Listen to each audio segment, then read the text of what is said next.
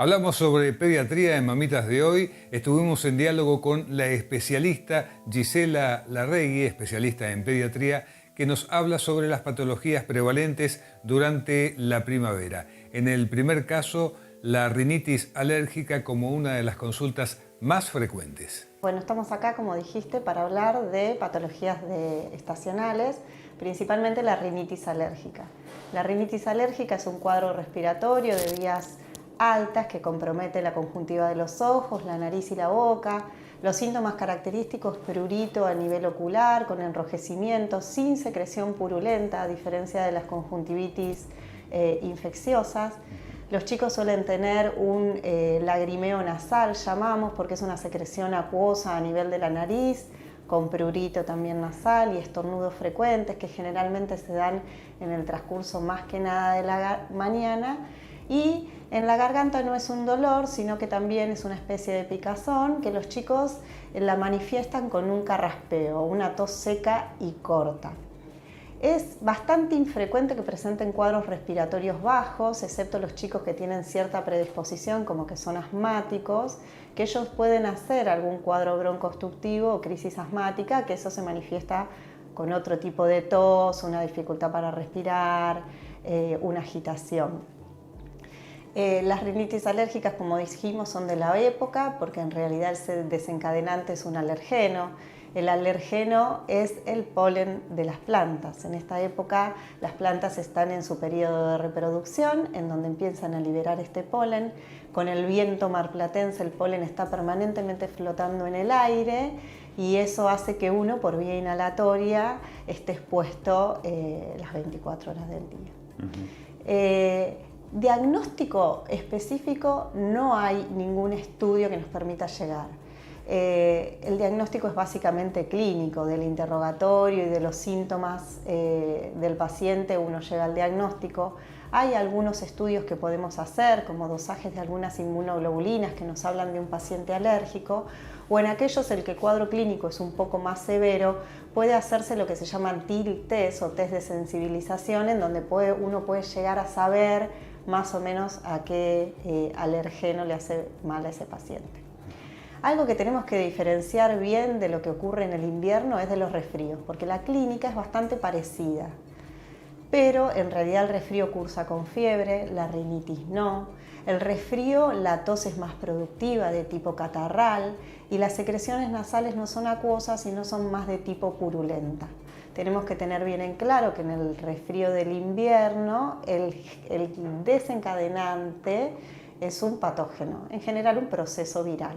El virus cumple un ciclo en el cuerpo y uno se cura solo seguido ese ciclo, que puede ser entre 3 y 7 días, dependiendo del paciente.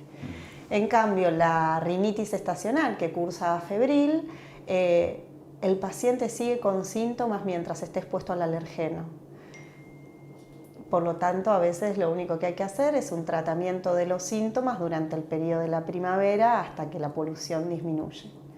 Como tratamiento, como dije recién, es acompañar al paciente a que mejore su sintomatología.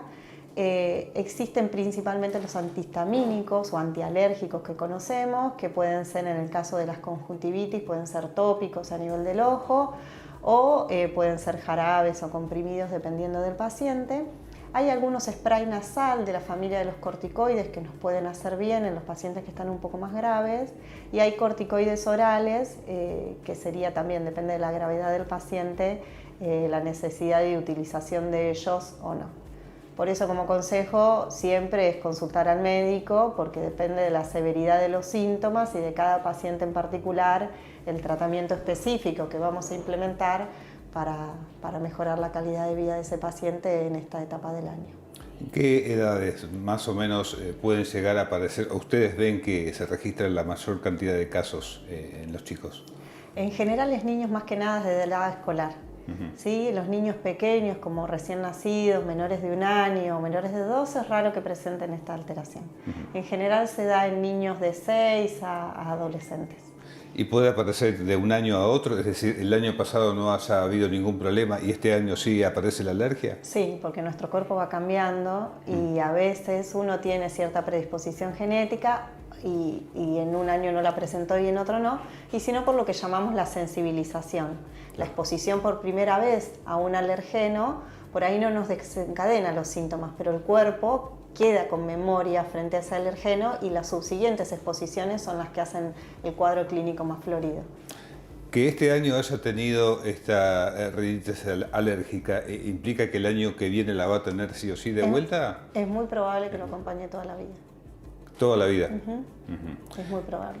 ¿Hay alguna cuestión conductual a seguir, digamos, para evitar o para minimizar estos riesgos de contagio o estos riesgos de la manifestación de la patología? Sí, en realidad contagio no hay, porque no hay un germen en el medio. Entonces, al no ver un germen que podemos transmitir de persona a persona, no hay un contagio. El desencadenante es un árbol en particular en cada paciente. Lo ideal sería que cada paciente o los papás, en el caso nuestro de pediatría, vayan de a poquito identificando cuándo es el periodo en que más lo presenta para poder saber qué es lo que él hace o qué planta tenemos en el patio de casa que pueda estar exacerbando los síntomas y minimizar la exposición a eso. ¿Sí? La rinitis alérgica, si bien, como lo habías manifestado, no tiene que ver con un virus o con un germen, ¿puede ser la puerta de entrada para una patología respiratoria? Y en realidad hay una inflamación de la mucosa. Y cuando hay una inflamación de la mucosa, cualquier otro germen puede, por decir de una manera simple, pegarse con mayor facilidad. Por lo tanto, sí puede predisponer, pero no es algo que ocurra muy frecuente.